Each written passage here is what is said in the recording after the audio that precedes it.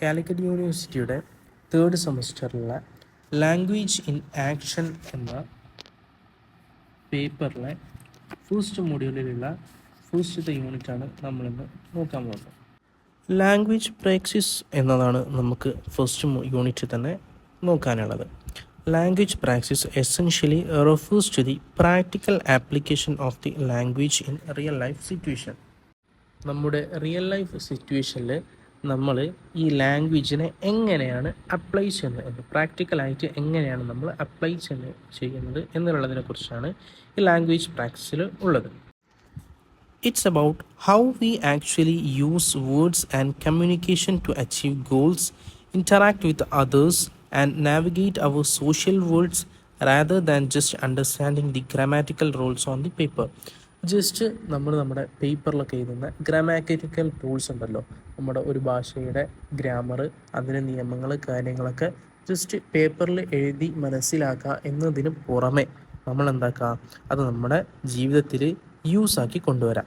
അതിനാണ് നമ്മൾ കമ്മ്യൂണിക്കേറ്റ് ചെയ്യാൻ, നമ്മുടെ ലക്ഷ്യങ്ങൾ നേടിയെടുക്കുന്നതിന് കമ്മ്യൂണിക്കേറ്റ് ചെയ്യാൻ, അതുപോലെ തന്നെ മറ്റുള്ളവരായിട്ട് കമ്മ്യൂണിക്കേറ്റ് ചെയ്യാൻ, അതുപോലെ നമ്മുടെ സോഷ്യൽ വേൾഡിൽ നമ്മളെ നാവിഗേറ്റ് ചെയ്യാൻ, അങ്ങനെ ഇതിനൊക്കെ വേണ്ടിയിട്ടും കൂടിയാണ് ജസ്റ്റ് ഒരു പേപ്പറിൽ ഉൾക്കൊള്ളിക്കുക എന്നുള്ളതിന് പുറമെ മറ്റ് ആവശ്യങ്ങൾക്ക്, പറഞ്ഞ ആവശ്യങ്ങൾക്കൊക്കെ വേണ്ടിയിട്ട് നമ്മൾ ഈ ലാംഗ്വേജ് പ്രാക്ടിക്കലായിട്ട് യൂസ് ചെയ്യുന്നതിനും കൂടിയാണ് ഈ ലാംഗ്വേജ് പ്രാക്ടീസിൻ്റെ ഉപയോഗം വരുന്നത്.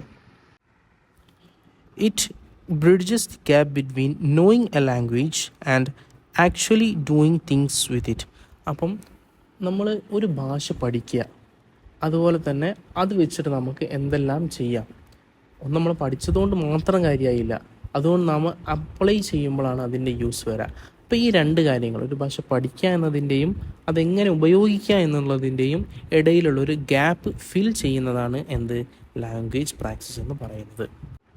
പിന്നീട് മെയിനായിട്ട് ഈ ഒരു ലാംഗ്വേജ് പ്രാക്ടീസിൻ്റെ 3 ഡയമെൻഷൻസാണ് പറയാനുള്ളത്. ഒന്ന് സോഷ്യൽ ഡയമെൻഷൻ, പിന്നൊന്ന് പൊളിറ്റിക്കൽ ഡയമെൻഷൻ, പിന്നൊന്ന് കൾച്ചറൽ ഡയമെൻഷൻ. സോഷ്യൽ ഡയമെൻഷൻ എന്ന് പറഞ്ഞാൽ നമ്മളൊരു ലാംഗ്വേജ്, നമ്മുടെ ഭാഷ ഉപയോഗിക്കുന്ന സമയത്ത് നമ്മളുടെ സമൂഹത്തായിട്ടുള്ള ബന്ധങ്ങളും അതുപോലെ തന്നെ നമ്മുടെ സ്വയം ഒരു വ്യക്തിത്വം എങ്ങനെയാണ് സ്ഥാപിക്കുന്നത്, അതായത് എങ്ങനെയാണ് അതവിടെ സെറ്റപ്പ് ആവുന്നത് എന്നതാണ് ഇതിനെ കൊണ്ടുള്ള ഉദ്ദേശം.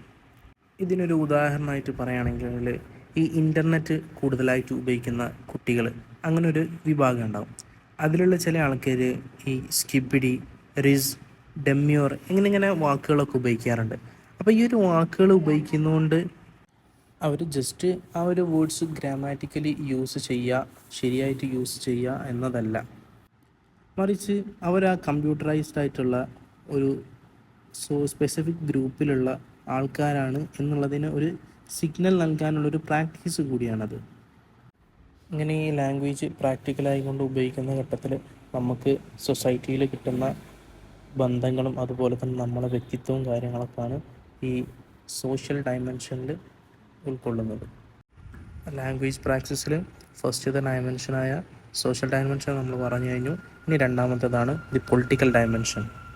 രാഷ്ട്രീയത്തിൽ ഈ ഭാഷ എക്സ്പ്രസ് ചെയ്യുന്നത്, ഭാഷ പ്രാക്ടിക്കലായിട്ട് ഉപയോഗിക്കുന്നത്, അത് ഉപയോഗിക്കുന്നത് ഒന്നെങ്കിൽ ഈ അധികാരം കിട്ടാൻ, അല്ലെങ്കിൽ നിയന്ത്രിക്കാൻ, അല്ലെങ്കിൽ റെസിസ്റ്റൻസ് കാര്യങ്ങൾ, ഇൻഫ്ലുവൻസ് എന്നീ ആവശ്യങ്ങൾക്ക് വേണ്ടിയിട്ട് എന്താക്കും, ലാംഗ്വേജ് നമ്മൾ ഉപയോഗിക്കും. ഗവൺമെൻറ്, മീഡിയ, സോഷ്യൽ ആക്ടിവിസ്റ്റ് എല്ലാവരും എന്താക്കുന്നുണ്ട്, ലാംഗ്വേജ് ഉപയോഗിക്കുന്നുണ്ട്. ഒരു പക്ഷേ അതെന്തായിരിക്കും, ജനങ്ങളെ നിയന്ത്രിക്കാൻ വേണ്ടിയായിരിക്കും, അല്ലെങ്കിൽ ഇൻഫ്ലുവൻസ് ചെയ്യാൻ വേണ്ടിയായിരിക്കും, അല്ലെങ്കിൽ റെസിസ്റ്റ് ചെയ്യാൻ വേണ്ടിയായിരിക്കാം, അതുപോലെ തന്നെ പവർ കാണിക്കാനും വേണ്ടിയായിരിക്കാം ഈ ഒരു ലാംഗ്വേജ് ഉപയോഗിക്കുന്നത്. എക്സാമ്പിളായിട്ട് ഒരു സംഭവത്തെ വിവരിക്കുമ്പം ഈ മീഡിയാസ് വ്യത്യസ്ത മേഖലയിലായിട്ടായിരിക്കും അപ്രോച്ച് ചെയ്യുക. ചിലപ്പം ഒരു വിഭാഗത്തെ, ഈ ഒരു ഉദാഹരണത്തിന് ഫ്രീഡം ഫൈറ്റേഴ്സ്, സ്വാതന്ത്ര്യ സമര സേനാനികൾ എന്ന് വിളിക്കുകയാണെങ്കിൽ മറ്റൊരു വിഭാഗത്തെ അവരെന്താക്കും, ഭീകരവാദികൾ എന്നാണ് വിശേഷിപ്പിക്കുന്നത്. ഇവിടെ ജസ്റ്റ് ഈ വാക്കുകൾ വ്യത്യാസമായതുകൊണ്ടല്ല, മറിച്ച് ജനങ്ങളുടെ അഭിപ്രായം, അതുപോലെ തന്നെ ആളുകൾ എങ്ങനെ അത് സ്വാധീനിക്കുന്നു എന്നീ നടപടികളും കാര്യങ്ങളൊക്കെ അനുസരിച്ചിട്ടാണ് എന്താക്കുന്നത്, ആ ഒരു വേർഡ്സിനെ മാറ്റി യൂസ് ചെയ്തിട്ടുള്ളത്. ഇനി മൂന്നാമത്തെ ഡയമെൻഷനാണ് ദി കൾച്ചറൽ ഡയമെൻഷൻ എന്ന് പറയുന്നത്. അതിൽ culture and language are deeply intertwined. ഈ കൾച്ചറും ലാംഗ്വേജ് എന്ന് പറയുന്നത് രണ്ടും വളരെയധികം ബന്ധപ്പെട്ടിട്ടുള്ളതാണ്. The language practices of a community reflect what the culture value. അതായത് ഒരാളുടെ ലാംഗ്വേജ് എങ്ങനെ അദ്ദേഹം ഉപയോഗിക്കുന്നു എന്നതിനെ അപേക്ഷിച്ചിരിക്കും അദ്ദേഹത്തിൻ്റെ കൾച്ചർ എങ്ങനെയാണെന്നുള്ളത്.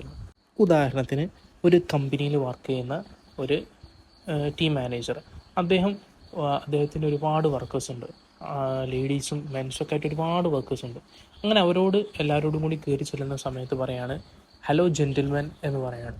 അപ്പോൾ അങ്ങനെ പറയുന്ന ഘട്ടത്തിൽ അദ്ദേഹത്തിൻ്റെ കൾച്ചർ എന്ന് വെച്ചാൽ അവിടെ ആണുങ്ങൾക്ക് കൂടുതലായിട്ടും പ്രയോറിറ്റൈസ് കൊടുക്കുന്ന ഒരു നിലക്കാണ് നമുക്ക് കാണാൻ പറ്റുക. മറിച്ച് ഒരാൾ കടന്നു വന്നിട്ട് ഹലോ മെയ്റ്റ്സ് അല്ലെങ്കിൽ ഹൈ എവ്രി വൺ എന്നൊക്കെ പറയുകയാണെങ്കിൽ അദ്ദേഹം എന്താക്കുകയാണ്, ആണുങ്ങളെയും പെണ്ണുങ്ങളെയും എല്ലാം ഒരുപോലെ കാണാറ്. അപ്പോൾ ആ ഒരു വാക്കിൽ നിന്ന് തന്നെ 2 തരത്തിലുള്ള കൾച്ചർ നമുക്ക് എന്താക്കാൻ പറ്റും, തിരഞ്ഞെടുക്കാൻ പറ്റും.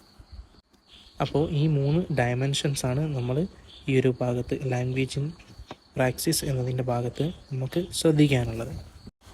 ഇനി ഈ യൂണിറ്റിൽ നിന്നുള്ള the role of language in social practice and identity formation എന്നൊരു ഭാഗത്തെക്കുറിച്ചാണ് നമ്മൾ പറയാൻ പോകുന്നത്. നമ്മളെ സമൂഹത്തിലുള്ള പരിശീലനത്തെക്കുറിച്ചും അതുപോലെ തന്നെ ഒരു വ്യക്തിത്വ രൂപീകരണം, അതായത് ഒരു ഐഡൻറ്റിറ്റി ക്രിയേഷൻ, അതിൻ്റെ കാര്യത്തിൽ ഭാഷയ്ക്ക് എന്താണ് പങ്കുള്ളത് എന്നാണ് നമ്മൾ നോക്കാൻ പോകുന്നത്.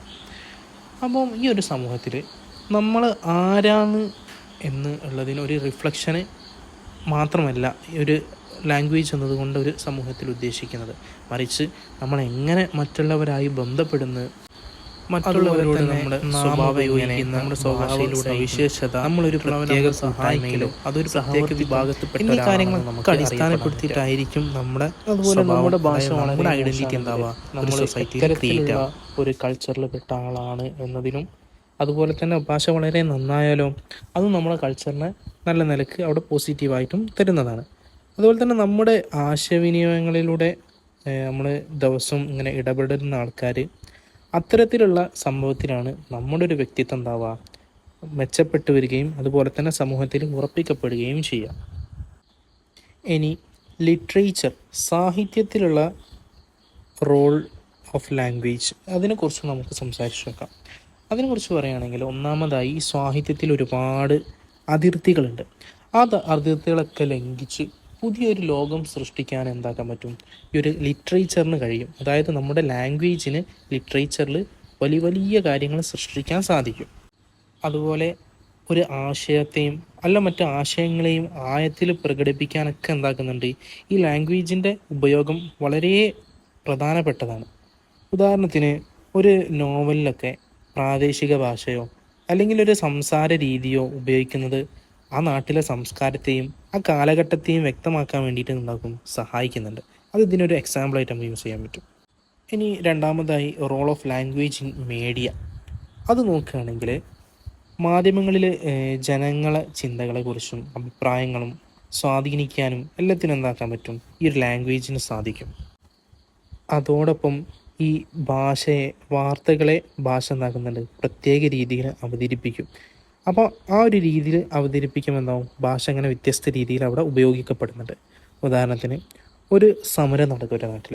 ആ സമരത്തെക്കുറിച്ചിട്ട് ഒരു പത്രം സമരം എന്ന് പറയുകയാണ്, സമരം നടന്നു എന്നിങ്ങനെ ചെറിയൊരു തലക്കെട്ട് പറയുമ്പോൾ മറ്റൊരു പത്രം അതിനെ തൊഴിലാളികളുടെ അവകാശ സമരം എന്നൊക്കെ വിശേഷിപ്പിച്ചാൽ അവിടെ അത്തരത്തിലുള്ള വാർത്ത എന്താക്കും, ഒന്നും കൂടി ആളുകളാൽ സ്വാധീനിക്കപ്പെടും.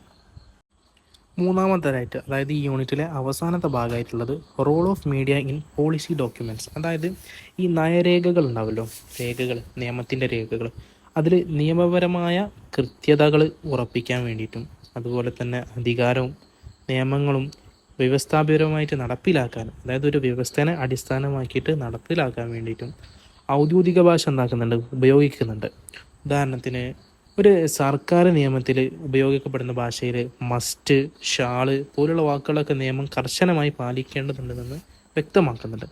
അപ്പം ഇത്തരത്തിലുള്ള ഓരോ കോണ്ടെക്സ്റ്റിലും വ്യത്യസ്തപരമായിട്ടുള്ള സാഹചര്യങ്ങളിലുള്ള ഭാഷയുടെ ഉപയോഗങ്ങളാണ് ഈ ലാംഗ്വേജ് പ്രാക്ടീസ് എന്നൊരു ഭാഗം, അതായത് ലാംഗ്വേജ് ഉപയോഗിക്കൽ, നടപ്പാക്കൽ എന്നുള്ളതിനെ കൊണ്ട് നാം ഉദ്ദേശിക്കുന്നത്.